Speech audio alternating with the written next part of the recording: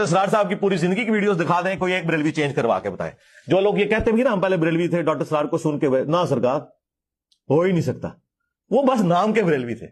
کوئی کٹر ہو جسے اپنے فرقے کے دلائل پتا ہوں, وہ آج بھی میں آپ کو دعوے سے کہتا ہوں, یہ بات میں بہت بڑی کرنے لگا ہوں, آج بھی جو کٹر بریلوی ہیں ان کے سامنے نہ ڈاکٹر اسرار صاحب بیٹھ سکتے ہیں علمی دلائل میں, نہ ڈاکٹر فرحت ہاشمی بیٹھ سکتی ہیں. یہ میں آپ کو, کیونکہ ان بچاروں کو پتہ ہی نہیں ہے, نہ ڈاکٹر ذاکر نائک بیٹھ سکتا ہے. وہ لا کے جب دلائل رکھیں گے ان بچاروں کو پتہ ہی نہیں ہوگا اچھا اس میں سے یہ بھی نکلتا ہے, اچھا یہ والی حدیثیں بھی موجود ہے, منہ آٹ کے بیٹھ جان گے.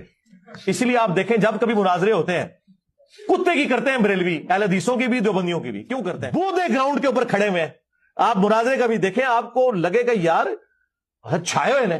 انیف قریشی نے کیا کیا ہے اس لال رومال والے کے بڑے بھائی کے ساتھ, پانی نہیں انہیں منگیا. اور دیکھیں نا مناظرہ, تو مناظرہ دیکھ لیں, پھر تو اہل حدیث تو سب سے کمزور فرقہ ہے.